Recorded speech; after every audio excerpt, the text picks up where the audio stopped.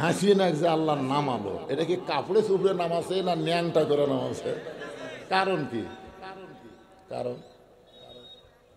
12,000 টাকা দামের কম্বলের ভিতরে শুয়েছে। কারণ হলো আল্লাহ যে একজন ক্ষমতাবান আছেন, আল্লাহ যে একজন বাদশা আছেন, সমস্ত ক্ষমতার মালিক যে আল্লাহ, এইটা হাসিনা কিছুদিনের জন্য ভুলে গেছিল। জোরে কোন কথা ঠিক কি না? মনে করছিল আমার বাপের দেশ আমার দেশ। তোর বাপের দেশ তোর দেশ, তো তুই ভারত কে? আমরা বুঝবার পারছি যেখানকার মাল সেখানেই ফেরত গেছে। জোরে কোন কথা ঠিক কি না? আসলে হাসিনা কিন্তু আমাদের বাংলাদেশের না, ওই হলো ভারতের মাল। এ কোরআনের মধ্যে কোনো ধোঁকা আছে? আচ্ছা, স্বাধীনতার পর থেকে এই 24 সাল পর্যন্ত বাংলাদেশে আমরা যে আইন দিয়ে চলতেছি, সে আইনের মধ্যে কোনো ভুল আছে, ধোঁকা আছে, সন্দেহ আছে? আচ্ছা, আমরা যে সংবিধান দিয়ে বাংলাদেশ চলতেছি, এই সংবিধানের মধ্যে কোনো ভুল আছে, ধোঁকা আছে, গোজামিল আছে? তাহলে চিন্তা করে দেখেন, আপনারাই বলতেছেন ভুল আছে, সন্দেহ আছে, গোজামিল আছে, তাহলে সেইগুলা দিয়ে আমরা চলি কেন? এই কোরআন শরীফ আল্লাহ আমাদেরকে দেওয়ার পরেও আমরা যদি কোরআনকে রেহালের উপর রেখে কাফরের কাপড় দিয়ে কোরআনকে বন্ধ করে দিয়ে মানুষের তৈরি আইন, মানুষের তৈরি সংবিধান দিয়ে চলে যদি আমরা বলবো মুসলমান হয়ে মোরা জান্নাতত যাব, এত সোজা না। একটা খুশির খবর তোকে দিয়ে বেড়াইছি মা, কিন্তু তোর যে চেহারা দেখতেছি, তোর খুশির খবরটা কেমনে দেই? ফাতেমা বলে, বাবা কি খুশির খবর? রাসূল বলেন, ফাতেমা এই মুহূর্তে আল্লাহ পাক আমাকে জানাইলো, শুধুমাত্র পর্দা নিষে হওয়ার কারণে আল্লাহ তোকে জান্নাতি নারীদের নেত্রী ঘোষণা করেছে। লিল্লাহু আকবার। কি লেখা দিলেন বাদান? বিভিন্ন ইসলামী কি লেখছে? আচ্ছা আচ্ছা, বিভিন্ন ইসলামী সম্মেলন মজলিস শেষে সম্মিলিত মোনাজাত করা কি কোরআন হাদিস অনুযায়ী জানতে চাই। বিভিন্ন ইসলামী সম্মেলন মানে আজকে যে মাহফিল হচ্ছে এইরকম, তাই না? এইরকম মাহফিলের শেষে সম্মিলিত মোনাজাত করা যাবে না কেন? রাসূল করছে তো। শুধুমাত্র 5 ওয়াক্ত নামাজের সালাম ফিরাইয়া সম্মিলিত মোনাজাতের ব্যাপারে কথা আছে, মানে সালাম ফিরালেই নামাজ শেষ হয়ে যায়, এরপরে মোনাজাতের নামাজের অংশ না। কিন্তু আল্লাহ রাসূল তো বহু জায়গায় সাহাবীদের নিয়ে মোনাজাত করছে, এমনকি মোনাজাত করতে করতে রাসূল এত উপরে হাত তুলছে তার নিচের বগলের পশম পর্যন্ত দেয়া গেছে। এই বাবুল মোনাজাত একটা অধ্যায় আছে। সম্মিলিত মোনাজাত করলে সমস্যা কি? কুকিল মৌলবী পাড়া ইসলামী সমাজ কল্যাণ সংস্থা কর্তৃক আয়োজিত আজকের এই দিনের বেলায় তাফসীরুল কোরআন মাহফিল, আপনারা সকলে কেমন আছেন? আলহামদুলিল্লাহ রাব্বিল আলামিন। জি আলহামদুলিল্লাহ। যে আল্লাহ শারীরিক সুস্থতা দান করে, মানসিক প্রশান্তি লাভের জন্য আজকের এই জান্নাতের বাগানে আমাদেরকে কবুল করলেন, আমরা সে আল্লাহর উপর খুশি না বেজার? তাহলে জবান খুলে সমস্বরে সকলে বলবো, রব্বানা লাকাল হামদ হামদান কাসীরান তাইয়িবান মুবারাকান ফীহি। আমরা আল্লাহর প্রশংসা করলাম এমনি এমনি। দেখেন ভৌগোলিক অবস্থার দিক দিয়ে, ভৌগোলিক অবস্থা পৃথিবীর যে একটা মানচিত্র আছে না নাই, এই হিসাবে আমাদের বাংলাদেশের 3 দিকে একটা দেশ আছে। সে দেশের নাম কি? ভারত। একদিকে শুধু ফাঁকা আছে, সেদিকে হলো সাগর। কোন সময় কি চিন্তা করে দেখছেন যে আল্লাহ ইচ্ছা করলে আমাদেরকে ভারতের মধ্যেও পাঠাবার পারতেন? ভারতের মধ্যে পাঠালে আমরা কিন্তু আল্লাহ পেতাম না, আমরা ভগবান পেতাম, ঠিক কিনা বলেন? কিন্তু আল্লাহ তাআলা ভগবানের দেশে না পাঠায় সরাসরি বাংলাদেশ মুসলমানের দেশে আল্লাহ আমাদের কবুল করেছেন, যার কারণে বুঝি বা না বুঝি জবান খুলে আমরা আল্লাহ আল্লাহ ডাক শিখেছি। জোরে কোন ঠিক কি না? কিছুদিন আগে ভারতের একজন উগ্রপন্থী নেতা একটা হুমকি দিছে, হুমকি যে আমরা যদি বাংলাদেশকে আক্রমণ করি, বাংলাদেশ পলানোর মতন কোনো রাস্তা নেই, হয় ভারতে আশ্রয় নেওয়া লাগবে, না হয় বঙ্গোপসাগরে ডুবা মরা লাগবে। উগ্রপন্থী একজন নেতা এরকম হুমকি দিছে। আর গত পরশুদিন ভারতের একটা নায়ক আছে, যাকে সবাই জানে ফাটাকেষ্ট, ফাটাকেষ্ট মিঠুন চক্রবর্তী। উনি আবার হুমকি দিয়ে বলেছে বাংলাদেশকে দখল করতে আমাদের 15 দিনও লাগবে না। আসলে আমি কোরআন হাদিস পড়ে যতটুকু বুঝেছি, ভগবানের কোনো পাওয়ারই নাই, ভগবানের কোনো অস্তিত্বও নেই। জোরে কোন কথা ঠিক ছিল। আর ওরা ভগবানের দল হয়ে আমাদের আল্লাহর দলকে হুমকি দেয়। আসলে একটু চিন্তা করার দরকার আছে না নাই? আমরা যাকে আল্লাহ বিশ্বাস করি, সে আল্লাহর পরিচয় আমাদের কাছে আছে, আছে না নাই? আল্লাহু লা ইলাহা ইল্লা হুয়াল হাইয়ুল কাইয়্যুম। যদি আপনাদের মন চায় আলিফ বাদ দেন, লিল্লাহি মা ফিস সামাওয়াতি ওয়াল আরদ। আবার যদি মন চায় লাম বাদ দেন, লাহুল মুলকু ওয়া লাহুল হামদ। আবার যদি মন চায় আর একটা লাম বাদ দেন, হুয়াল্লাহুল্লাযী লা ইলাহা ইল্লা হু আলিমুল গায়বি ওয়াশ শাহাদাতি হুয়ার রহমানুর রহিম। কি বুঝলেন? আমি আল্লাহ ব্যাপারে 4টা আয়াত আপনাদের শোনালাম। কি বুঝলেন? আমাকে আল্লাহ সদা বিরাজমান। আর তোমাদের ভগবানের ভ বাদ দিলে গবানের অর্থ ডিকশনারিতে নেই। গবানের গ বাদ দিলে বান মানে বন্যা, দুনিয়ার কোনো মানুষ চায় না। বা বাদ দিলে নো মানে ভগবান নাই। সে নাই ভগবান নিয়ে মুসলমানের উপরে পাওয়ার দেখাও। আমরা আল্লাহর প্রশংসা করার কারণ হলো, আমরা যত বড়ই পাপী হই না কেন, জন্মসূত্রে আমরা মুসলমানের ঘরে জন্ম নিয়েছি। জোরে কোন কথা ঠিক কিনা? এটা চরম পাওয়া। এই যে নিয়ামত আল্লাহ আমাদেরকে দিলেন, রুহের জগৎ থেকে আল্লাহ আমাদের পক্ষে ছিল। আল্লাহ ইচ্ছা করলে হিন্দুর ঘরে, বৌদ্ধর ঘরে, খ্রিস্টানদের ঘরে আমাদেরকে পাঠাবার পারতেন না। কিন্তু আল্লাহ ওই সকল ঘরে না পাঠায় সরাসরি মুসলমানের ঘরে আল্লাহ আমাদের কবুল করে আল্লাহ বলেছেন, ওয়ামাইয়াবতাগি গায়রাল ইসলাম দীনান ফালাই ইউকবালা মিনহু।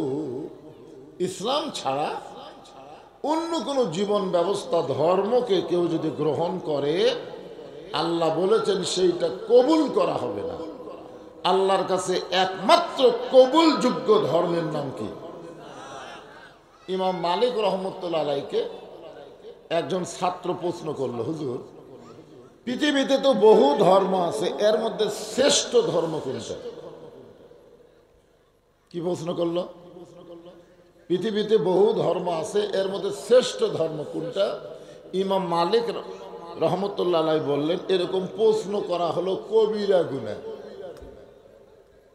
কি বুঝলেন? যে পৃথিবীতে শ্রেষ্ঠ ধর্ম কোনটা, এই প্রশ্ন করাই হলো কবিরা গুনাহ। ইমাম মালিক বুঝালেন কোনো ধর্মই তো নাই, ধর্ম হলো একটা, তার মধ্যে আবার শ্রেষ্ঠ কি? এর দ্বারা বোঝা গেল যত ধর্ম পৃথিবীতে আছে এগুলো হলো বিধর্ম। আর ধর্ম কয়টা? আর সেই ধর্মের ভিতর আল্লাহ আমাদের কবুল করেছেন। খুশি না বেজার? তাহলে জবান করে সমস্বরে বলি আলহামদুলিল্লাহ। আল্লাহর প্রশংসা করার কারণ হলো এই যে পিছনে ছেলেপেলে, এই যে আপনার দাঁড়িয়ে আছেন কেন বাজান? দাঁড়িয়ে থাকা লক্ষণ ভালো। আমি ছোটবেলা একবার ক্লাসে যাইতে একটু দেরি করছিলাম, তো হেড স্যার কয় দাঁড়া থাক, বসবার পারবি না। একেবারে আমাকে জোর করে দাঁড়িয়ে রাখলো। সবাই বসে আছে আর আমি দাঁড়িয়ে আছি, কি দে সরম। হেড স্যার আমাকে বসতেই কয় না। 10 মিনিট পরে যখন বসবার বললো, তখন বুঝলাম বসার মধ্যে কি মজা আর দাঁড়ানোর মধ্যে কি কষ্ট। তা আপনার দাঁড়িয়ে থাকবেন কেন? বসার জায়গা থাকা অবস্থায় দাঁড়িয়ে থাকার চরম বেয়াদবি। চরম কি বেয়াদবি। এই জন্য সবাই বসবে। এই কোরআনের মাহফিলে বসার জন্য সুন্দর ব্যবস্থা করা হয়েছে। আপনার এই ফাঁক ফুঁক একটু বন্ধ করে বসেন না কেন? ফাঁকা থাকলে পিছনে থাকে, অসুবিধা কি? ফাঁক ফুঁক একটু বন্ধ করে বসেন। আমি একটা গান গাই, শোনেন, একটা গান শোনেন। আছেন আমার মুক্তার, আছেন আমার বারিস্টার, শেষ বিচারের হাইকোর্টেতে তিনি আমায় করবেন পার। আমি পাপী, তিনি জামিনদার। মাশাআল্লাহ, এখানে একটা উকিল আছে। আল্লাহ যখন হাকিম হয়ে আমাদেরকে আসামি বানায় বিচার শুরু করবেন, ওই সময় আমাদের নবী উকিল হয়ে, বারিস্টার হয়ে আল্লাহর কাছে আমাদের ব্যাপারে ওকালতি করে সুপারিশ করে আমাদেরকে জান্নাতে পৌঁছায় দিবে। আপনারা বলেন তো, বাবা আদম আলাইহিস সালাম থেকে ঈসা আলাইহিস সালাম পর্যন্ত যত নবী দুনিয়াতে আইছে, এই নবীরা আল্লাহর সামনে খালি নিজের চিন্তা করবে, উম্মতের কোনো চিন্তাই করবে না। একটা নবী বলবে না আল্লাহ আমার উম্মতের কি হবে, এ কথা একটা নবী বলবে না। শুধু আমাদের নবী বলবে আল্লাহ আমার কি হবে এই নিয়ে আমি চিন্তা করি না, আমি চিন্তা করি আমার উম্মতের কি হবে। খুশি না বেজার? এমন উম্মত দরদি নবীর উম্মত হওয়া, এটা ভাগ্যের ব্যাপার। আল্লাহ আমাদেরকে এইরকম ভাগ্যবান আমাদেরকে কবুল করেছেন, বিশ্ব নবীর উম্মত হওয়ার তৌফিক দিয়েছেন। এ কারণে খুশি না বেজার? তাহলে জবান করে আরেকবার বলি আলহামদুলিল্লাহ। এখন আল্লাহর প্রশংসা করার আর একটা কারণ আমি আপনাকে দেখাই। এই দেখেন, এত ওজন করে এই পবিত্র কোরআন, যে কোরআন আল্লাহ আমাদেরকে হেদায়েত স্বরূপ দিয়েছেন, হুদাল্লিল মুত্তাকিন। হুদার শব্দের অর্থ হলো ব্যবস্থাপত্র। এটা কিন্তু পাইকারি হারে সবাইকে দেয় না। আল্লাহ বলেছেন জালিকাল কিতাবু লা রাইবা ফিহ। আপনাদের কাছে আমি জানতে চাচ্ছি, এই কোরআনের মধ্যে কোনো সন্দেহ আছে? সবাই বুঝে শুনে চিন্তা করে কণ্ঠ, এই কোরআনের মধ্যে কোনো ভুল আছে? এই কোরআনের মধ্যে কোনো ধোঁকা আছে? আচ্ছা, স্বাধীনতার পর থেকে এই 24 সাল পর্যন্ত বাংলাদেশে আমরা যে আইন দিয়ে চলতেছি, সে আইনের মধ্যে কোনো ভুল আছে, ধোঁকা আছে, সন্দেহ আছে? আচ্ছা, আমরা যে সংবিধান দিয়ে বাংলাদেশ চলতেছি, এই সংবিধানের মধ্যে কোনো ভুল আছে, ধোঁকা আছে, গোজামিল আছে? তাহলে চিন্তা করে দেখেন, আপনারাই বলতেছেন ভুল আছে, সন্দেহ আছে, গোজামিল আছে, তাহলে সেইগুলা দিয়ে আমরা চলি কেন? এই কোরআন শরীফ আল্লাহ আমাদেরকে দেওয়ার পরেও আমরা যদি কোরআনকে রেহালের উপর রেখে কাফরের কাপড় দিয়ে কোরআনকে বন্ধ করে দিয়ে মানুষের তৈরি আইন, মানুষের তৈরি সংবিধান দিয়ে চলে যদি আমরা বলবো মুসলমান হয়ে মোরা জান্নাতে যাব, এত সোজা না। জান্নাতে যাইতে গেলে দুনিয়ার সমস্ত আইনকে লাথি দিয়া, সংবিধানকে কবর দিয়া আল্লাহর কোরআন অনুযায়ী আমাদের চলতে হবে। জোরে কোন কথা ঠিক কি না? আমরা কি পারবো? চেষ্টা কর, একটু পরে পরে এই মাইকের সামনে চন চন করে করে বাজান, সাউন্ড আসতে হোক। এই দেখ টাকা সাউন্ড যদি আসতে হয় হোক, কিন্তু চো চো চা চা চো করলে হলো। আমার গলা হলো মোটা, তোমরা কেমন অপারেটর, যে বক্তা যেমন তার গলার সাথে অ্যাডজাস্ট করে মাইক সেট করা লাগবে। আমি মোটা গলা, বুড়া মানুষ, আমাকে চেন দিলে হবে। ইকো মিকো কোনো কিছু চলবি না, একেবারে আগেকার মাইকের মতন একটা সাউন্ড দাও, চ্যানচেনি করলি বিপদ। আলহামদুলিল্লাহ, সেই কোরআন থেকে একটা সূরা আপনাদের সামনে আমি তেলাওয়াত করছি, 2টা আয়াত। সূরাটার নাম হলো সূরা মুলক। নাম কি? এ দেশ আমার বাপের, এ দেশ আমার, এ দেশ থেকে আমি পালাবো না।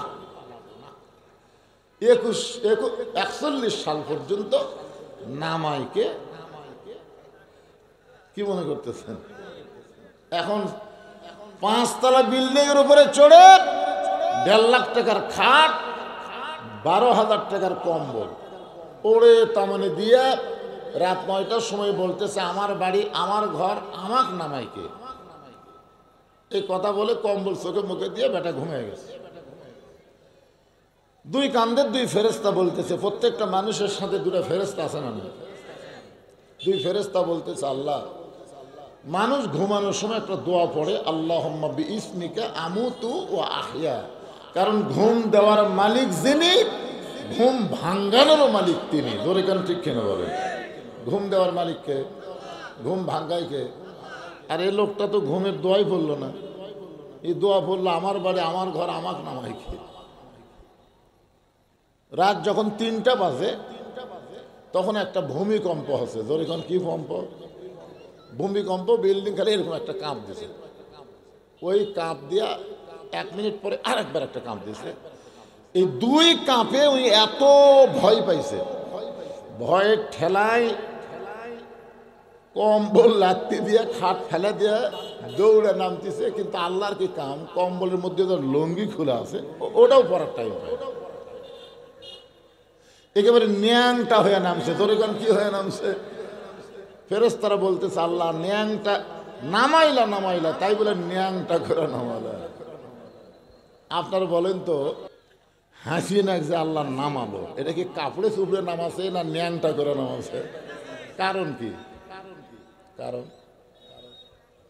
12,000 টাকা দামের কম্বলের ভিতরে শুয়েছে। কারণ হলো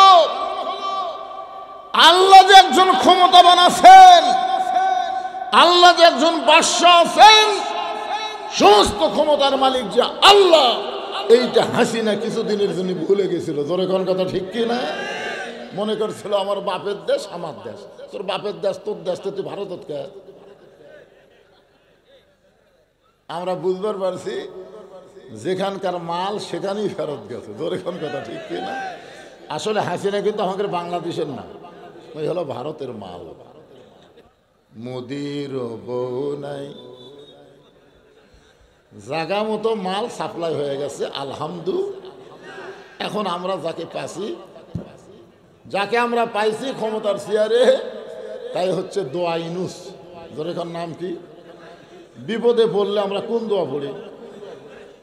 ইউনুস নবীরে খাইল মাছেতে গিলিয়া, ফেরেশতা পাঠাইলেন আল্লাহ ইসমে আজম দিয়া। দমে দমে সে হরদম পড়ে সে ইসমে আজম, মাছেরই উদর হইতে বাঁচাইলা প্রাণ। সবাই বলেন আল্লাহু আল্লাহু, তুমি জানলে জালালুহু, শেষ করা তো যায় না গে তোমার গুণগান। তাবারাকাল্লাযী বিয়াদিহিল মুলকু ওয়া হুয়া আলা কুল্লি শাইইন কাদির। গোটা পৃথিবীর রাজত্ব, কর্তৃত্ব, মালিকানা একমাত্র কার হাতে? কেউ যদি বলে যে আওয়ামী লীগ ক্ষমতা আছে, ডক্টর ইউনুস ক্ষমতা আছে, এ কথা বলাই শিরক। এই সূরা মুলকের এই প্রথম আয়াত যদি আপনারা বিশ্বাস করেন, তাহলে কেউ কোনোদিন ক্ষমতায় ছিল না, থাকবেও না। একমাত্র ক্ষমতার মালিক হচ্ছে আমার আল্লাহ। ধরে কোন কথা ঠিক কিনা? এখন কয় আওয়ামী লীগ ক্ষমতা আছে রে, ডক্টর ইউনুস ক্ষমতা আছে রে, কেউ নাই রে। ক্ষমতাত কে আছে রে? আরো ধরে কন, এটা বিশ্বাস করা লাগবে। যদি সূরা মুলক এই আয়াত যদি বিশ্বাস না করে অন্য কাউকে বলেন যে ক্ষমতা আছে, বলা মাত্রই আপনি মুশরিক হয়ে যাবেন। কারণ আল্লাহর ক্ষমতার ব্যাপারে আপনি শিরক করলেন। সমস্ত ক্ষমতার মালিককে কি বুঝলেন? তাবারাকাল্লাযী বিয়াদিহিল মুলক ওয়া হুয়া আলা কুল্লি শাইইন কদির। প্রত্যেকটা বিষয়ের উপরে একমাত্র ক্ষমতা কার? আল্লাহ। হ্যাঁ, এইটা যদি বিশ্বাস করেন তাহলে কখনোই মনে করবেন না যে আওয়ামী লীগ গেছে এখন বিএনপি ক্ষমতাতে আসবে। ক্ষমতাতে আল্লাহ থাকবি, টেরি বেরি করলে এরকম ন্যাংটা করে নেমে দিবি। এখন কথা ঠিক কিনা? এরশাদ চাচা এত টেরি বেরি করেনি দেখে আল্লাহ ন্যাংটা করে নামায়নি। এর আগেও কিন্তু এরশাদ চাচা নামছে, ধরে কোন কথা ঠিক। 90 সালের কথা আপনাদের মনে নাই? খালেদা জিয়াও ক্ষমতার থেকে নামছে, কিন্তু এরকম টেরি বেরি করেনি, যার কারণে পলানো লাগেনি, ন্যাংটা হয়েও নামেনি। ধরে কোন কথা ঠিক কিনা? কিন্তু এই শালি হাসিনা এক ধরে খালি একলা যায়নি, আর যত এমপি মন্ত্রী আসলো একটাও পর্যন্ত নাই। ধরে কোন কথা ঠিক কিনা? আমি সূরা মুলকের 2টা আয়াত আজকে আপনাদের সামনে তাফসীর করে শোনাবো, কারণ আগামীতে আমরা মানুষের কোনো আইন দিয়ে বাংলাদেশ চলবে না, বাংলাদেশ চলবে আল্লাহর কোরআন দিয়ে। ধরে কোন কথা ঠিক কিনা? এইরকম একটা চিন্তা বিশ্বাস আমাদের অন্তরে রাখার দরকার আছে না নাই? আমরা সবাই বলবো সব দেখা হলো শেষ, আগামীতে দেখবো আল্লাহর কোরআনের বাংলাদেশ। আপনাদের কি মনে হয়? কি মনে হয়? জনগণ কিন্তু বুঝবার পারছে। আমরা তো আর আপনাকে খালি ধামুর হাটে ওয়াজ করি না, গোটা বাংলাদেশের প্রত্যেকটা জেলায় জেলায় প্রতিদিন, আজকে এক জেলায়, আগামীকাল আর এক জেলায়, গোটা বাংলাদেশ ঘুরে ঘুরে আমরা দেখতেছি যে মানুষ আর ওই রকম বেহালের মধ্যে নাই, মানুষ এখন আসল কোরআনের দিকে ঝুঁকে আসতেছে। ধরে কোন কথা ঠিক কিনা? হ্যাঁ, আমার এলাকার যে কটা হিন্দু, আমার এলাকার যে কটা হিন্দু সব কয়টা আমার মাদ্রাসার যায় বলতেছে হুজুর আমরা আপনার দল করব। আমি বললাম কে হিন্দু? কয় না হুজুর, আমরা দেখছি আপনারা এই দুর্গা পূজার সময় আমাকে মূর্তি পহরা দিচ্ছেন। আমি কইলাম মূর্তি পহরা দিছে মানে? হুজুর আমরা জানি আপনারা জাতির পিতা হযরত ইব্রাহিমের সন্তান, এরপরে মূর্তি পাহারা দেওয়া মানে আপনারা মূর্তি পাহারা দেননি, আপনারা ষড়যন্ত্র পাহারা দিচ্ছেন। কারণ আওয়ামী লীগ, যুবলীগ, ছাত্রলীগ মূর্তি ভাঙবে, আপনাদের উপর দোষ দিবে, এই কারণেই আপনারা মূর্তি পাহারা দিচ্ছেন। আমরা সেই দিনে বুঝবার পারছি আপনারাই হলো এক দল যাদের দ্বারা হিন্দু, বৌদ্ধ, খ্রিস্টান, ইহুদি সবাই হলো নিরাপদ। জোরে কোন কথা ঠিক কিনা? আর সেই দলের মূল মন্ত্রের নাম কি? হ্যাঁ, মাশাআল্লাহ।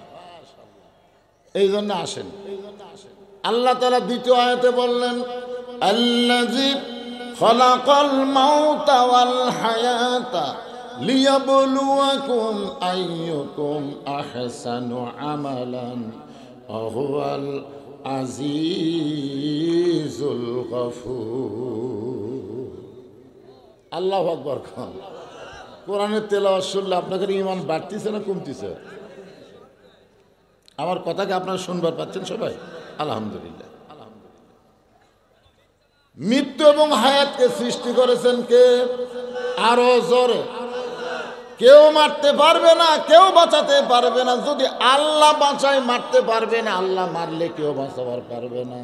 এ কারণে আল্লাহ বলতেছেন খলাকাল মাউতা ওয়াল হায়াতা লিয়াবলুয়াকুম, তোমাদেরকে পরীক্ষা করা হবে, আইয়ুকুম আহসানু আমালা, সুন্দর আমলের পরীক্ষা করা হবে। সুন্দর আমল যদি বাংলার মুসলমান করবার চাও তাহলে সুন্দর একটা পরিবেশ লাগবে। সুন্দর একটা পরিবেশ যদি তৈরি করতে চাও তাহলে সুন্দর একটা সমাজ লাগবে। সুন্দর একটা সমাজ যদি তৈরি করতে চাও তাহলে সুন্দর একটা রাষ্ট্র লাগবে। সুন্দর একটা রাষ্ট্র যদি গঠন করতে চাও তাহলে মানুষের তৈরি আইন দেওয়া হবে না, আমার আল্লাহর কোরআন লাগবে। জোরে কোন ঠিক কিনা? এই জন্য আল্লাহ বলেছেন ওয়ানুনাজ্জিলু মিনাল কুরআনি মা হুয়া শিফাউ ওয়া রাহমাতুল লিল মুমিনিন। এর বাংলা স্লোগান হলো সব সমস্যার সমাধান আপনার বলবেন দিতে পারে আল কোরআন। বিশ্বাস হয় না আপনাকে? অনেকের হবে না তো, বলে মোল্লার দৌড় মসজিদ পর্যন্ত। একটা মৌলবি কদ্দুর যাবি রে, মসজিদে যাবে, আজান দিবে, আকামত দিবি, মসজিদ ঝাড় দিবি, এই ছাড়া মৌলানাদের কোনো কাম নাই। সেই মৌলানা আবার কোরআন শরীফটা সংসদত যাবার লব উল্টা কবি, অত সহজ না। বাংলাদেশের মতন ৯৬টা দেশের খলিফা ছিলেন টুপিওয়ালা, দাড়িওয়ালা, জুব্বাওয়ালা হযরত উমর। জোরে কোন কথা ঠিক কি না? এ বাংলাদেশ তো ম্যাপের মধ্যে দেখাই যায় না রে। এতে গোল গোল একটা ম্যাপ নাই, বাংলাদেশ দেখা যায় খুঁজে খুঁজে খুঁজে খুঁজে। ওরে বাংলাদেশ গোটা লেখাই নাই। আয় আয় লোক দিলে বাংলাদেশ আছে। এই বাংলাদেশ, এই বাংলাদেশের মতন ৯৬টা দেশের খলিফা ছিল টুপিওয়ালা, দাড়িওয়ালা, জুব্বাওয়ালা, নাম হলো হযরত উমর। জোরে কোন সুবহানাল্লাহ। এক সময় আল্লাহর নবীকে হত্যা করার জন্য তরবারি নিয়েছিলেন।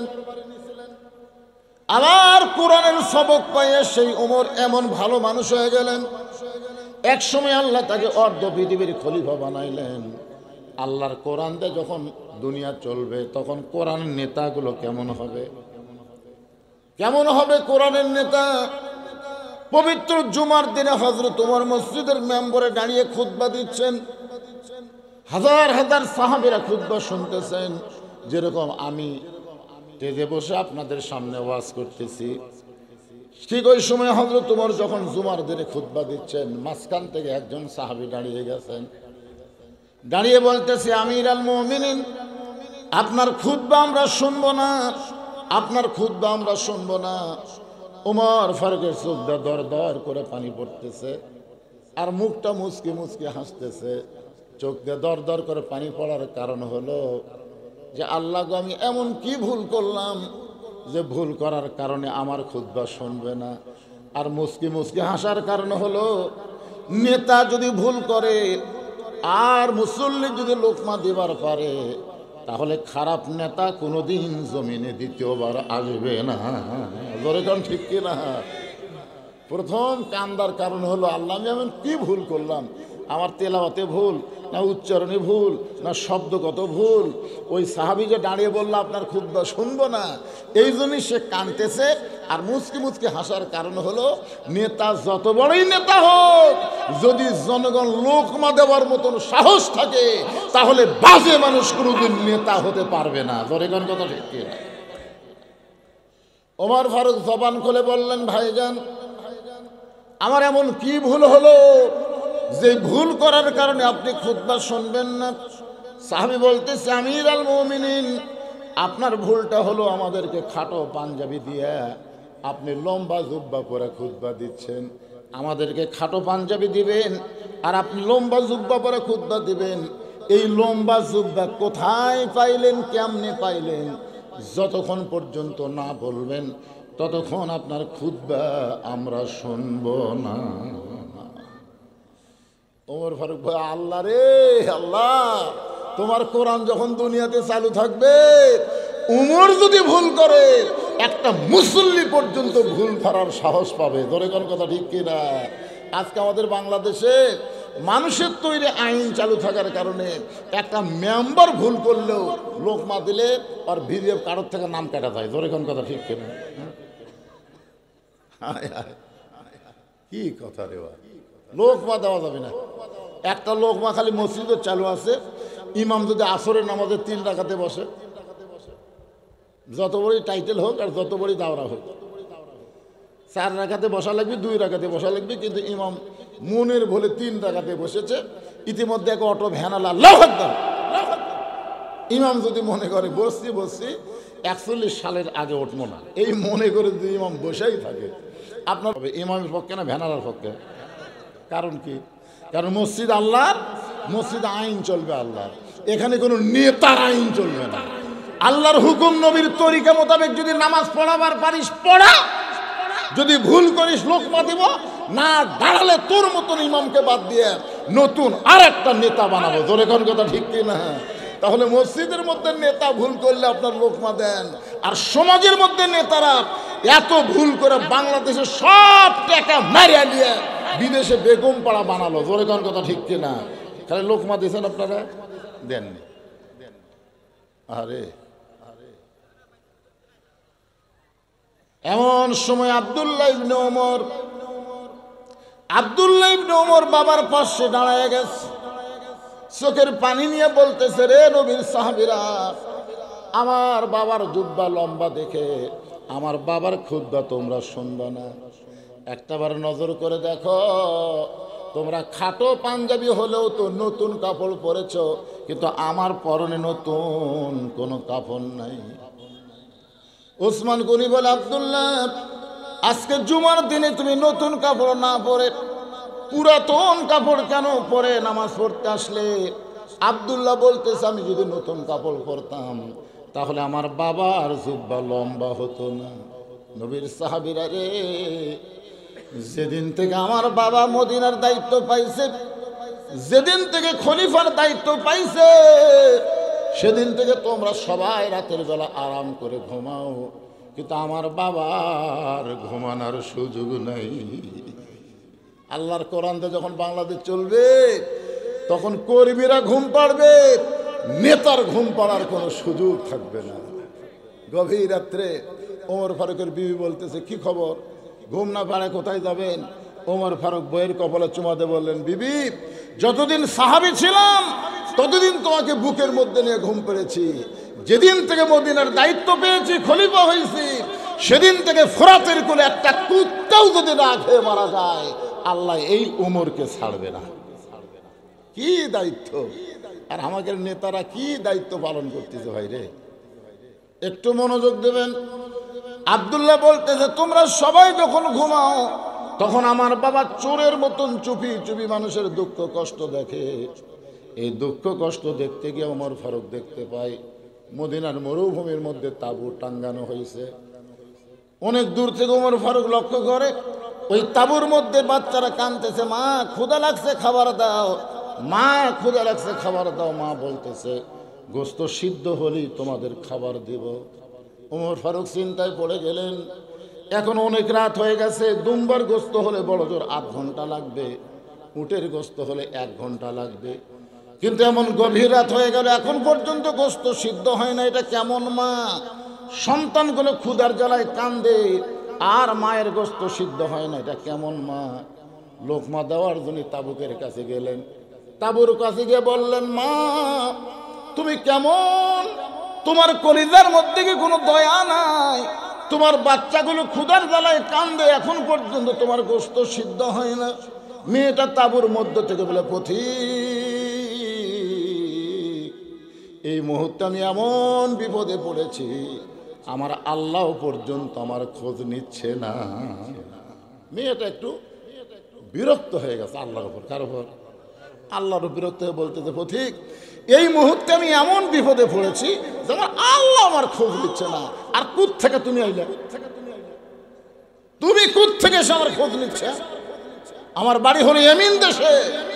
আমি শুনতে পাইলাম মদিনার খলিফা হযরত ওমর অত্যন্ত ভালো মানুষ, আর ভালো মানুষ ওমরের কাছে গতকাল বিকেলবেলা আমার 2-3 বাচ্চাকে নিয়ে গেছিলাম, এত মানুষের ভিড় যে আমি ওমরের কাছে যাওয়ার পারলাম না। একটা মহিলা মানুষ। আমি রাত্রেবেলা একটু অপেক্ষা করে আগামীকাল সকালবেলা ওমরের দরবারে যাব, এই নিয়তে মদিনার মরুভূমিতে তাঁবু টাঙ্গায়া আমার 2টা বাচ্চাকে কোলের মধ্যে নিয়ে ঘুমাবার চাই। কিন্তু বাচ্চা 2টা ক্ষুধার জ্বালায় যখন বারবার কান্দে, আমি তখন মা তাদেরকে সান্ত্বনা দেওয়ার জন্য পাতিলের মধ্যে পানি আর পাথর দিয়ে নিচে আগুন জ্বালায় বলতেছে, বাবা সিদ্ধ হলেই তোমাদের খাবার দিব। আমার মনে হয় আমার এই সান্ত্বনার কথা শুনতে শুনতে এক সময় 2টা বাচ্চা ঘুমায় যাবে, আর কোনো মতে রাতটা পাড়ি দিয়ে ওমরের দরবারে সকালে যাব। কিন্তু পথিক, আমার 2টা বাচ্চার এত খিদা লাগছে, আমার সান্ত্বনায় তাদের চোখে ঘুম ধরতেছে না। আমার মনে হয় পথিক রে, সকালবেলা পর্যন্ত আমার সন্তান 2টার বাঁচবে না। ওমর ফারুক বললেন, মা একটু ধৈর্য ধরো, মা একটু ধৈর্য ধরো, আসল জায়গায় বিচার দিও না মা, আসল জায়গায় বিচার দিও না। কারণ একজন মাজলুম দরিদ্র যদি বিচার দেওয়ার সঙ্গে সঙ্গে আল্লাহ কবুল করে নেয়। ওমর ফারুক জোড়হাত করে বললেন, মা একটু ধৈর্য ধরো, মা একটু ধৈর্য ধরো। বাংলাদেশের মতন ৯৬টা দেশের খলিফা এক দৌড়ে বাইতুল মালের দরজায় গিয়ে বললেন, আসলাম, এক বস্তা আটার বস্তা, খাদ্যের বস্তা আমার মাথায় উঠায় দে। আসলাম বলে, আমিরাল মুমিনিন, কোথায় বস্তা নিয়ে যাওয়া লাগবে আপনি হুকুম দেন। ওমর বলে, আসলাম রে, একজনের পাপের বোঝা আর একজন মাথায় নেয় না, দিয়ে আমার মাথায় খাদ্যের বস্তা উঠায় দে। চাকর আসলাম ওমর ফারুকের মাথায় যখন খাবার বস্তা উঠায় দেয়, ওমর ফারুক বস্তার 2 মোড়া ধরে দৌড়াই। আসলাম বলে, আমিরাল মুমিনিন, বুঝায় মাথায় নিয়ে দৌড়ালে যদি আপনি পড়ে যান আপনার কষ্ট হবে। ওমর বলে, আসলাম রে, সময় মতো যদি জায়গায় যাবার না পারি, আল্লাহ ওমরকে জাহান্নামের আগুনে পুড়াইয়া ফেলবে। এক দৌড়ে মেয়েটার তাঁবুর কাছ থেকে বললেন, মা, রুটি আর হালুয়া তৈরি করো। এবার মেয়েটা রুটি হালুয়া তৈরি করে যখন ওমর ফারুকের হাতে দেয়, ওমর ফারুক 2টা বাচ্চাকে 2 উরাতের ওপরে নিয়ে রুটি হালুয়া নিয়ে যখন মুখের মধ্যে দেয়, 2টা বাচ্চা ফ্যাল করে ওমরের দিকে তাকায় থাকে। আর ওমর ফারুক কোরআন থেকে তেলাওয়াত করেন, আর আইতাল্লাযী ইউকাযযিবু বিদ্দীন ফাযালিকাল্লাযী ইয়াদুল ইয়াতীম ওয়ালা ইয়াহুদ্দু আলা তুআমিল মিসকিন। 2টা বাচ্চা বলে, কে গো পথিক, আপনি এমন করে কেন কাঁদতেছেন? আমাদের বাবা নাই, কিন্তু আপনার মাধ্যমে আমরা বাবার দরদ পাইলাম। ওমর ফারুক বলে, আল্লাহ, এই অধমকে জাহান্নামের আগুন থেকে তুমি বাঁচায় দাও। মা বলতেছে, কে রে তুমি? ভালো মানুষের গল্প শুনেছি, কিন্তু মানুষ এত ভালো হয় কোনোদিন আমি নিজের চোখে দেখি নাই। আল্লাহ উমরকে মদিনার খলিফা না বানায়া তোমাকে যদি মদিনার খলিফা বানায় দিত, মদিনা যেন আল্লাহর জান্নাত হয়ে যেত। আব্দুল্লাহ বলতেছে, রে নবীর সাহাবীরা, সবাই যখন ঘুমায় তখন আমার বাবা চুপি আমার ঘরের দরজায় ডাক দেয়, আব্দুল্লাহ। আমি দরজা খুলে তাকায় দেখি বাবার হাতে একটা পাঞ্জাবি। আমি বললাম, বাবা, বাইতুল মাল থেকে একটা পাঞ্জাবি আমার দিছে বাবা, আর একটা রাতের বেলা দিবে রাইছেন। ওমর ফারুক বলে, বেটা আয় তুই আমার কাছে আয়। আমি আব্দুল্লাহ যখন আমার বাবার কাছে গেলাম, বাবা আমার কপালে চুমা দিয়ে বলে, বেটা রে, এই পাঞ্জাবি বাইতুল মাল থেকে আমার ভাগে পড়েছে, তুই বল বেটা, এই খাটো পাঞ্জাবি গায়ে দিয়া আগামীকাল খুদ্া আমি কেমনে দিব? আব্দুল্লাহ বলতেছে, তাহলে আমি কি করব? ওমর ফারুক বলে, বেটা, তোর পাঞ্জাবিটা আমাকে দান করে দে। তুই বাইতুল মাল থেকে যে পাঞ্জাবি পাইছিস বাবা, ওই পাঞ্জাবিটা আমাকে দান করে দে। আব্দুল্লাহ বলে, আমার নতুন কাপড় আমি বাবাকে দান করে দিয়া বাবার পেছনে রওনা নিলাম। বাবা ঘরের মধ্যে গিয়া তার পাঞ্জাবি আমার পাঞ্জাবি একত্র করে বাবা লম্বা জুব্বা বানায়া সেই জুব্বা পরে বাবা এখন খুতবা দেয়। এখন বলো, আমার বাবার খুতবা না শোনা যায় কি না যায়? সমস্ত সাহাবীরা চিল্লায় বলে, আল্লাহ, তোমার কোরআন দিয়ে যখন দুনিয়া চলবে, মুসলমানেরা এমন ভালো মানুষকে নেতা হিসাবে দেখতে পাবে। তাহলে ভালো নেতা দেখবার গেলে আল্লাহর কোরআনের দরকার আছে না না? জোরে করে আছে না নাই? ভালো কর্মী যদি আপনারা দেখতে চান, তাহলে আল্লাহর কোরআন লাগবে। রাসূল বলেছেন, মান সাআলাল্লাহু তাআলা আশ-শাহাদাতা বিসিদিকিন বাল্লাগাহুল্লাহু মানাজিলাশ শুহাদা ওয়া ইম্মাতা আলা ফিরাশিহি রাওয়াহুল বুখারী কিতাবুল মাগাজি।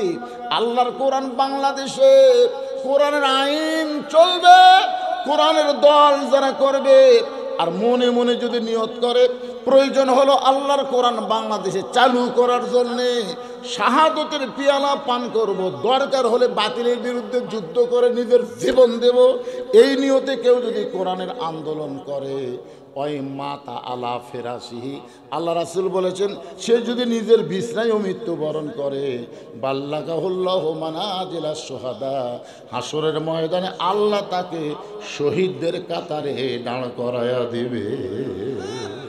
তাহলে কোরআনের বিজয়ের জন্যে কোরআনের সৈনিক হওয়ার দরকার আছে না নাই?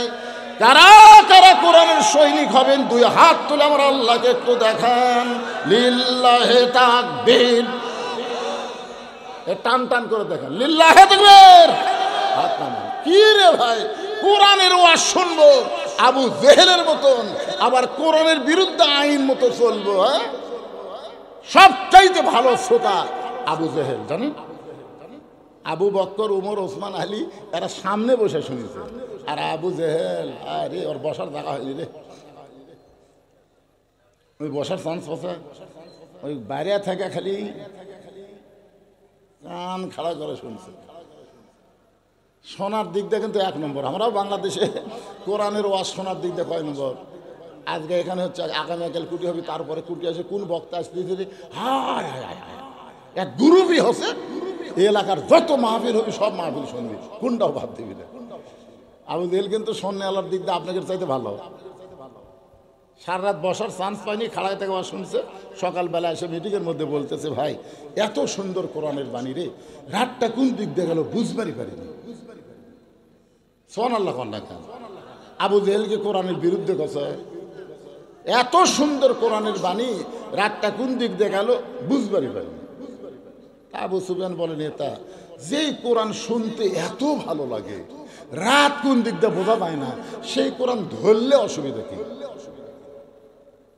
মানে শুনলেই যদি এত মজা হয়, তাহলে এটা ধরলে অসুবিধা কি? এভাবে ধরবে, আমার দিকে তাকান, ধরা লাগবে, এভাবে ধরলে অসুবিধা কি? আবু জেহেল বলতেছে, রে মারাত্মক কথা রে, মারাত্মক কথা রে, তুই আমার কাছে আয়। আবু সুফিয়ান যে কাছে কাছে কানে কানে বলতেছে, এই কোরআন যদি গ্রহণ করি তাহলে তোর আমার নেতৃত্ব চলবি না রে। আসল নেতা হয়ে যাবে ওই মৌলানারা, আসল নেতা হবে আব্দুল্লাহর ইতিম পোলা। তো নবীর ওয়ারিস হচ্ছে আল উলামা ওয়ারাসাতুল আম্বিয়া। তখন আলেমরা দেশ চালাক, এটা ওরা চাবি। কারণ তিন শ্রেণীর মানুষ সব সময় কোরআনের বিরুদ্ধে কাজ করবি। তিন শ্রেণী, ধরে কারণ কয় শ্রেণী? এক শ্রেণী হচ্ছে আবু জেহেলের মতো রাষ্ট্রশক্তি, যারা যারা মানুষের তৈরি দিয়ে রাষ্ট্র চালাবার চায়, এরা কোনোদিনও চাবে না বাংলার জমিনে কোরআনের বিজয় হোক। ধরে কারণ কথা ঠিক কি না? এরা কোনোদিনও চাবে না, যেভাবেই হোক কোরআনের বিজয় এরা বন্ধ করবেই। এরা হচ্ছে আবু জেহেলের রাষ্ট্রীয় শক্তি। আর দুই নম্বর হলো পুঁজিপতি, যারকে কোটি কোটি টাকা ব্যাংকে আছে, শতকরা 2.5 টাকা জাকাত দেওয়া লাগবে। আমাকে জান 1000, 2000, 5000 টাকা তো আমরা অত জাকাতের চিন্তা করি না, কিন্তু যারকে 100 কোটি টাকা আছে, 100 কোটি টাকার জাকাত করবি। রে হুজুর, এই মাঝখানে কটা হুজুরকে রে কি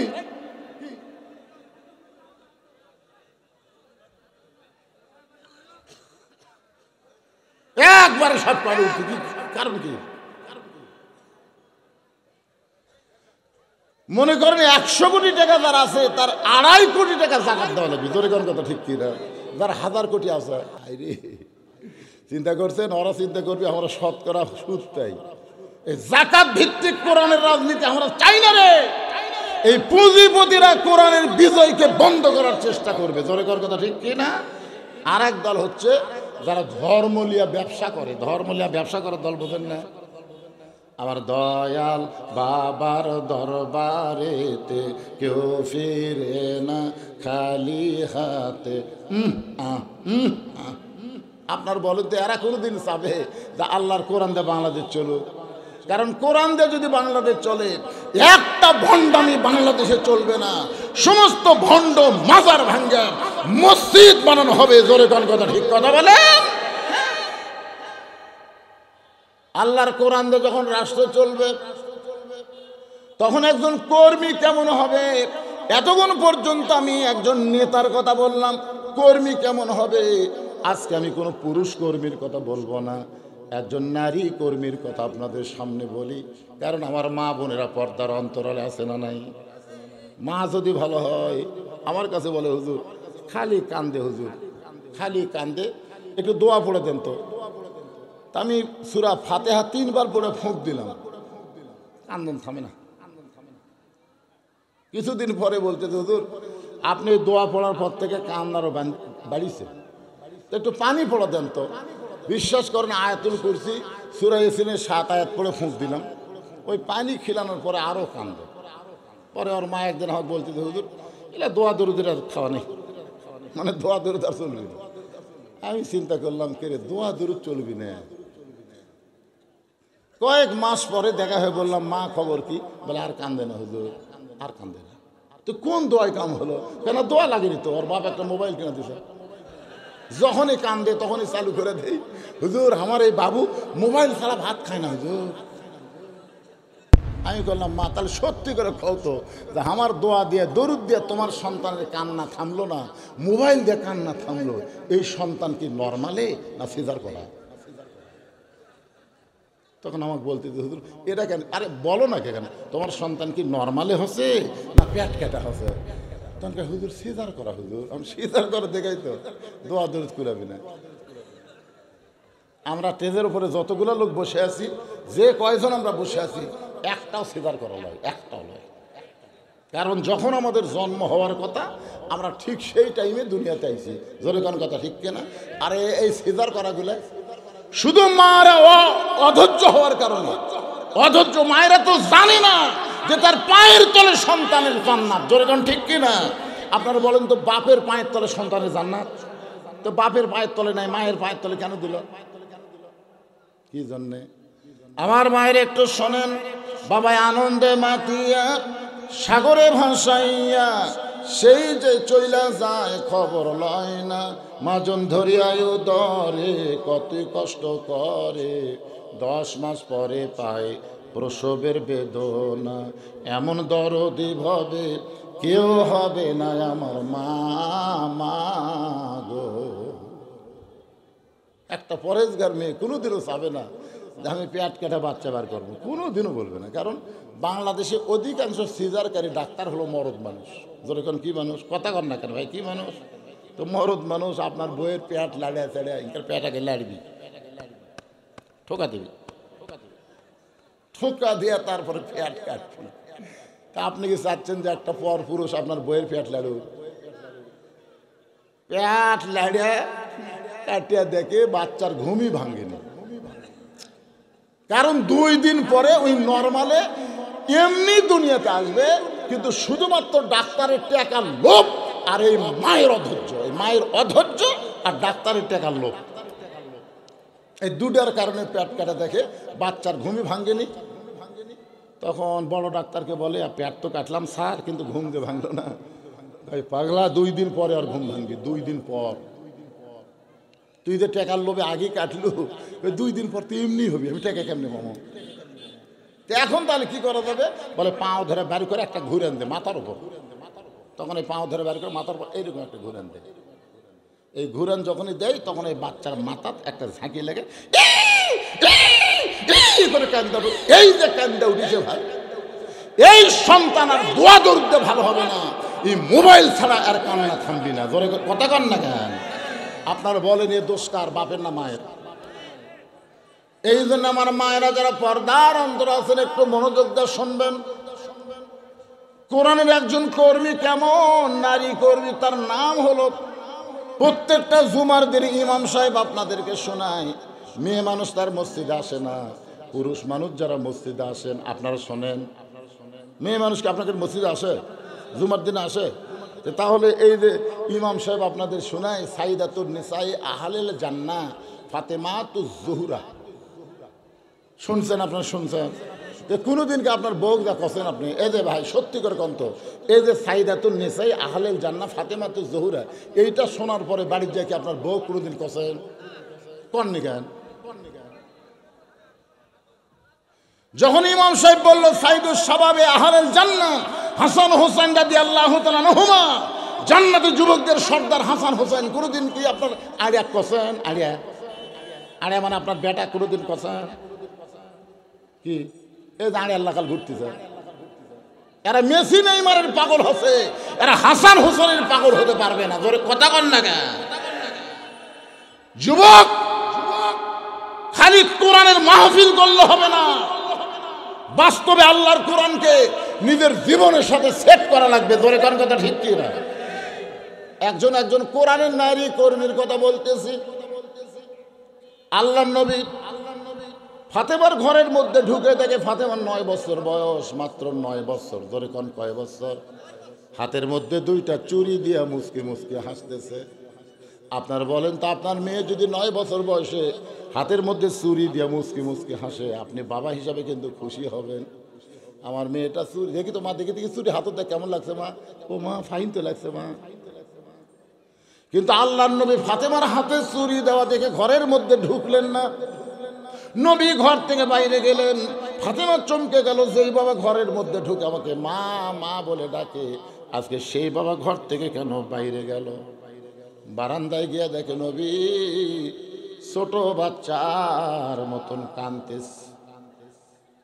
ফাতেমা বলেন, বাবা কি দুঃখ আপনার মনে, এমন করে আপনি কেন কাঁদতেছেন? রাসূল বলে, ফাতেমা যে দুনিয়াতে সাজবে মা, আল্লাহ তার আখিরাতের সাজ কমায়া দিবে। কথাটা গুরুত্ব দিয়ে শুনছেন? আল্লাহ নবী বলতেছেন, ফাতেমা যে দুনিয়াতে সাজবে মা, আল্লাহ তার আখিরাতের সাজ কমায় দিবে। সঙ্গে সঙ্গে ফাতেমা হাতের 2টা চুড়ি খুলে মাটির ফাইলা দিলেন। যেই মাত্র 2টা চুড়ি খুলে মাটির ফাইলা দিছে, নবী দৌড়ে গিয়ে ওই চুড়ি 2টা করে জামার পকেটের মধ্যে ঢুকাইলেন। ফাতেমা বলে, বাবা যেই চুড়ি হাতে দেওয়ার কারণে আপনি ঘরের মধ্যে না ঢুকে বারান্দাত কানলেন, আর সেই চুড়ি পকেটের মধ্যে ঢুকাইলেন, কারণ কি? রাসূল বলে, ফাতেমা আয় আয়, তুই আমার কাছে আয়। তুই কি মনে করিস মা, তোর বাবা বিশ্ব নবী বলে তুই জান্নাতি, তোর বাবা বিশ্ব নবী বলে তুই জান্নাতি। ফাতেমা বলে, বাবা অবশ্যই আমি মনে করি আমার বাবা বিশ্ব নবী, সাইয়্যিদুল আম্বিয়া, সাইয়্যিদুল মুরসালিন।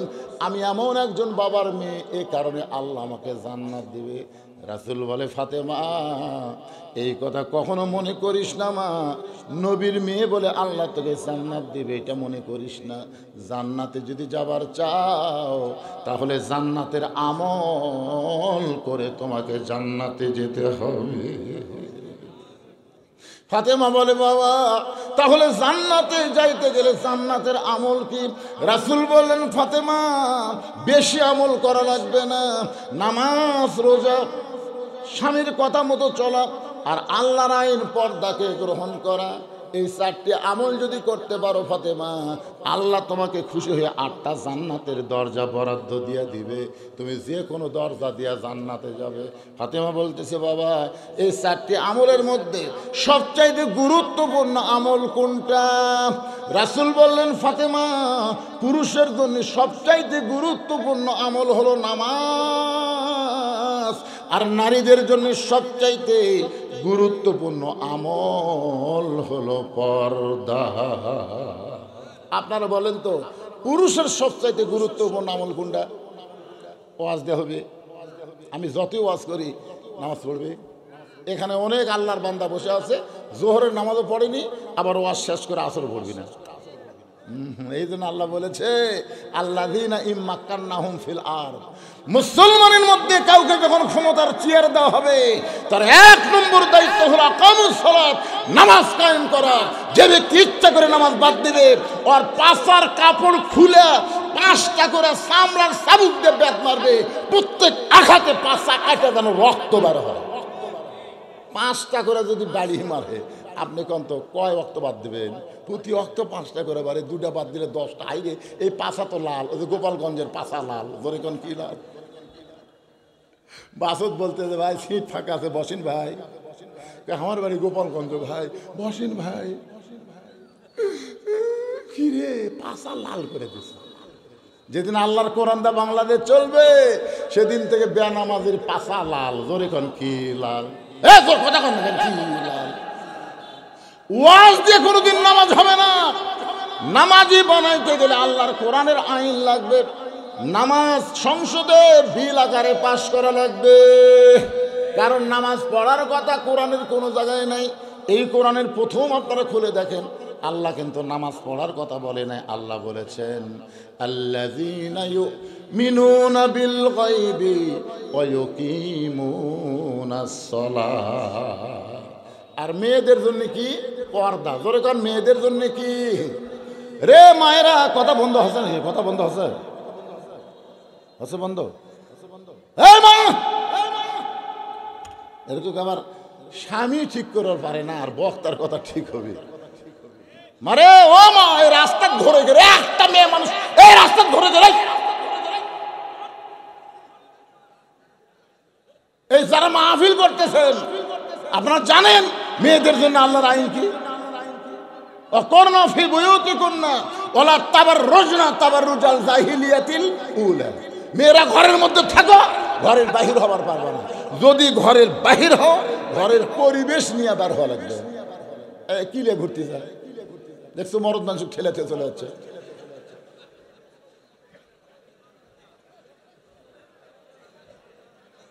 হাসতেছেন? বেপর্দা নারী যদি আপনার বউ হয়, ওই বইয়ের পেটর থেকে যে মালটা বাড়াবি ওই জীবনে নামাজি হবে না। ও আজ দিয়ে খাওয়া আছে। আমার মায়েদের জন্য আমি একটু সামান্য কথা বলবো, তারপরে আচ্ছা মায়েদের কথা বলার আগে যে ছেলেরা যে আজকে সমাজ কল্যাণ পরিষদ থেকে আজকে যে মাহফিল করেছে, মাহফিল করাতে আপনারা খুশি না বেজার? কারা কারা খুশি? আল্লাহকে একটু হাত দেখান তো দেখি। লিল্লাহু আকবার। আচ্ছা হাত নামান। এই ছেলেরা যদি আপনাদের কাছে ব্যাগ লিয়া যায়, যদি ব্যাগ লিয়া যায় মাহফিলের একটু খরচের বাবদ, আপনার কি দিবেন? মাথা ঝোঁকায় না রে, দিবেন। স্বামীর খেদমত কি সবসময় করা লাগবে? যেরকম প্রধান অতিথি আমার ভাই দাম্মামে থাকে, উনি যখন দাম্মামে যান তখন ওনার বউকে ওনার খেদমত করে পারবে। আর যদি বউ চলিয়া যান সেটা ভিন্ন কথা। স্বামী যখন কাছে থাকবে তখন স্বামীর খেদমত করা লাগবে। কিন্তু পর্দা, আপনারা বলেন তো পর্দা কি এটা মাঝে মধ্যে না সব সময়? আপনাকে এলাকার পর্দা কখন শুরু হয়? আমাকে এলাকাত মরে গেলে 5 কাপড়, আবার খাট নিয়ে আবার চাদর দিয়ে ঢাকছে। মানে মেয়ে তো 5 কাপড় দিছি, আবার খাট নিয়েও চাদর দিয়ে ঢাকছে। ফেরেশতারা বলতেছে আল্লাহ, এই মেয়ে যখন বাঁচা ছিল গোটা কুকিল মৌলবি পাড়া ঘুরিছে, এই পাড়ার এমন কোনো মরদ নাই যে দেখেনি। তাহলে মরে গেলে 5 কাপড় দিয়ে আবার লাশ চাদর দিয়ে ঢাকলো, কারণ কি? আল্লাহ বলতেছে ফেরেশতা, ওই দেশের নাম হলো বাংলাদেশ রে, ওই দেশের মেয়েরা বাঁচতে পর্দা করে না, কিন্তু মরার পরে করে। আপনারা বলেন তো পর্দা কি মরার পরে না মরার আগে? বর্তমান মেম্বার 5000, সাবেক মেম্বার 5000। বর্তমান মেম্বার 5000, সাবেক মেম্বার 5000, সাবেক মেম্বার 1000 টাকা বেশি দিলে এবার এই মেম্বার হবে। চিন্তা করে দেখেন, কিন্তু বর্তমান মেম্বারও যা সাবেক মেম্বারও তাই, এর একটা রাগ নাই। সামনে যদি নির্বাচন আছে, সাবেক মেম্বার 1000 টাকা বেড়া দেন, মেম্বার আপনি হবেন। আজকে ঘোষণা হয়ে যাবে সাবেক, বর্তমানটা বাদ, সাবেক ডাবল ইন। এমনি এমনি কইলাম, যদি বেশি পাওয়া যায়। আছে 2 জন আছে, সাবেকের রাগ নেই। আচ্ছা ঠিক। লিল্লাহু আকবার। আল্লাহ শুধু দুনিয়ার মেম্বার না, এই 2 মেম্বারকে জান্নাতের মেম্বার হিসাবে কবুল করো। জোরে করে আমিন, আরো জোরে বল আল্লাহুম্মা আমিন।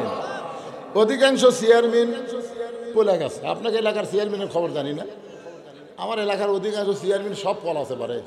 কি খামি করছে, একটাও নেই। আপনাদের ইউনিয়নের চেয়ারম্যান আছে? আছে, ভালো মানুষ। যদি থাকে বুঝবেন ভালো, আর যদি পলাই তাহলে গেল। এবার একটু মনোযোগ দিয়ে শুনে আল্লাহ নবী বললেন, ফাতেমা, এই পর্দাটা সব সময় কখন থেকে পর্দা শুরু হয়? আপনাকে এলাকার মেয়েদের পর্দা শুরু হয় কখন থেকে? ছেলেদের জন্য নামাজের বয়স কি?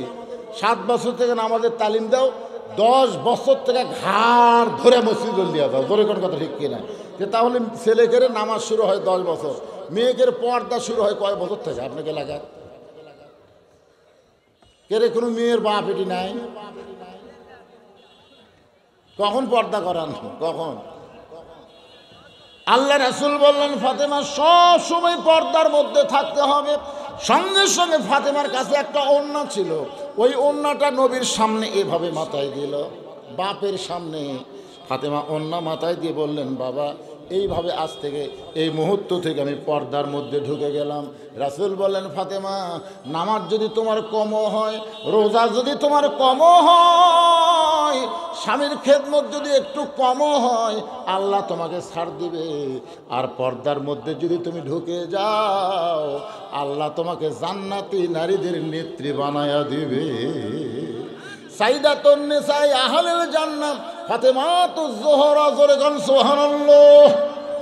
এই যে ফাতেমা পর্দার মধ্যে ঢুকলেন, একদিন জোহরের নামাজের পরে আল্লাহর নবী ফাতেমার বাড়ির দরজা দিয়ে ডাক দিলেন, ফাতেমা আমি তোমার বাবা, তোমার সঙ্গে একটু দেখা করতে চাই।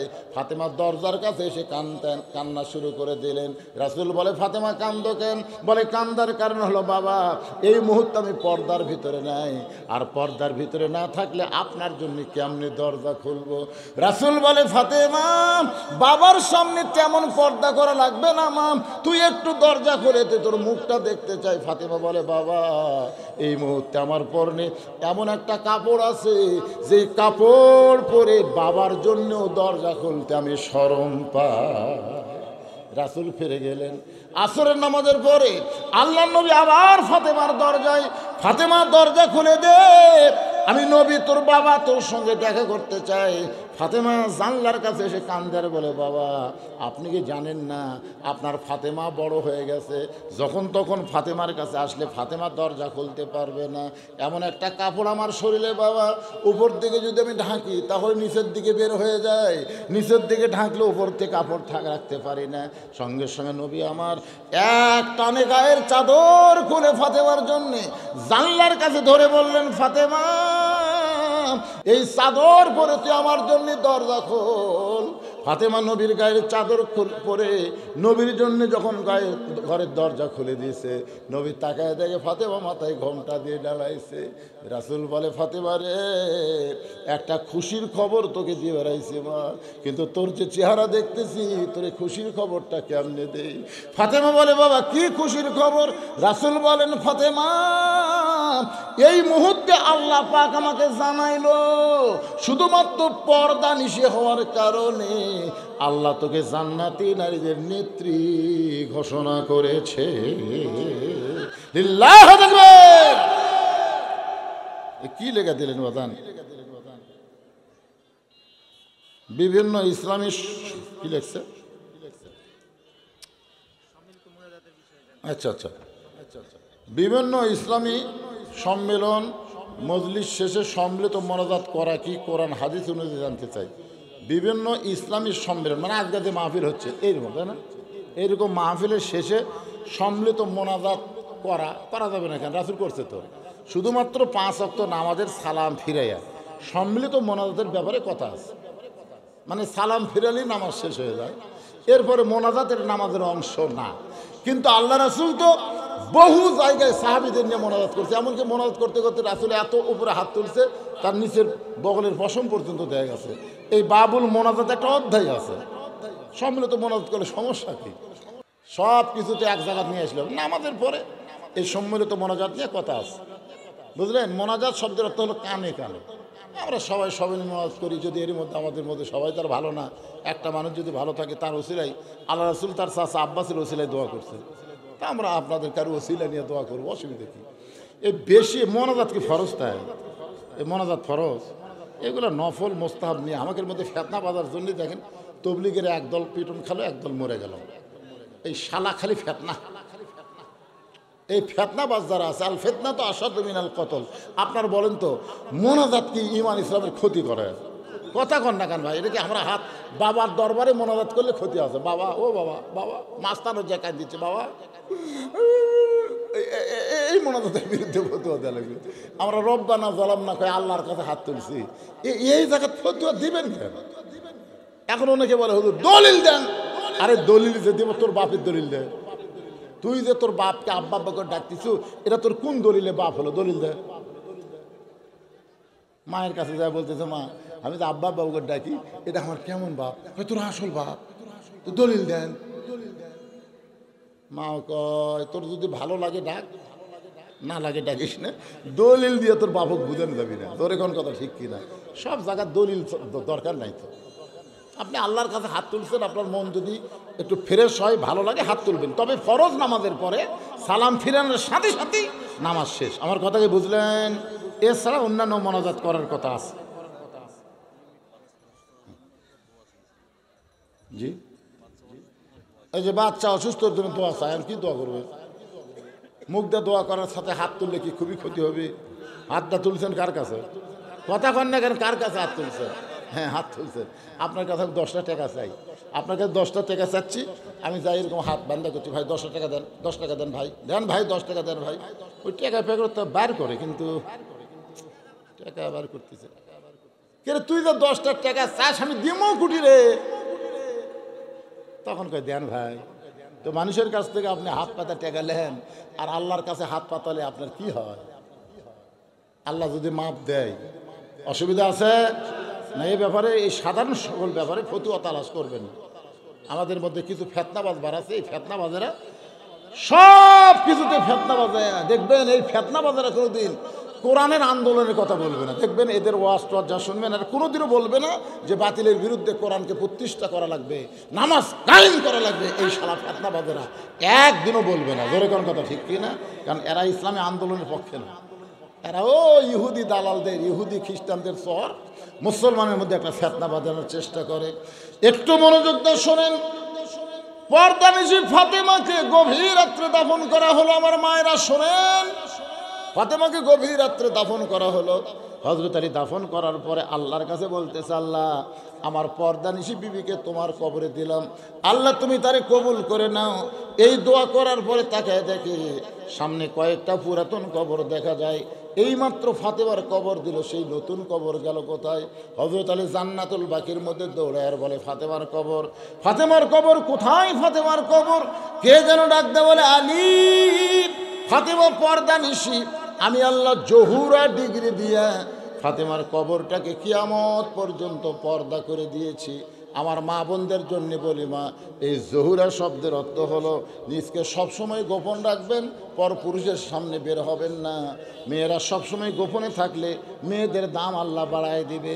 বিবাহের আগে যেই মেয়েটা পর্দার মধ্যে থাকবে, পর পুরুষ কোনোদিন দেখতে পাবে না, ওই মেয়েটার ডিমান্ড দেওয়া লাগবে না, ওই মেয়েটাকে মহারানা নগদ দিয়ে বিয়ে করবে। জোরে কোন কথা ঠিক কি না? আপনারা বলেন, রাস্তার বকরি রাস্তার সবসময় ভেবা করে না বকরি? আবার কেউ যদি মাইকিং করে, ভাই আজকে উমুক হাই স্কুল ময়দানে বকরির প্রদর্শন হবে, মানুষজন যাবি? যেটি সেটি বকরি ভ্যা করতেছে, ওটা দেখার জন্য আবার হাই স্কুলে যাওয়া লাগবে। আর যদি কেউ বলে, ভাই আজকে উমুক হাই স্কুলে একটা হরিণী প্রদর্শন করা হবে, হরিণী দেখানো হবে, মানুষ যাবি কি যাবি না? আরে হরিণী তো দেখিনি রে। হরিণী জঙ্গল থাকে, পর্দার মধ্যে থাকে, এজন্যই মানুষের দেখার আকর্ষণ বাড়ে। যে মেয়েরা পর্দার মধ্যে থাকবে তাদের প্রতি পুরুষের আকর্ষণ বেশি হবে না কম হবে? আর বেপর্দা হলে যেটি সেটি দেখা যায়। এই জন্য আমার মা বোনদের ইসলামী কর্মী হতে গেলে 1 নম্বর আইন হলো পর্দা। পর্দার মধ্যে আপনারা থাকবেন। পর্দার মধ্যে থেকে আমল যদি কমও হয়, তারপরও আল্লাহ আমলকে কবুল করবে ইনশাআল্লাহ। আর পুরুষের 1 নম্বর হলো নামাজ। এই নামাজ ওয়াজ দেওয়া হবে না, এই নামাজ কোরআন দেওয়া হবে।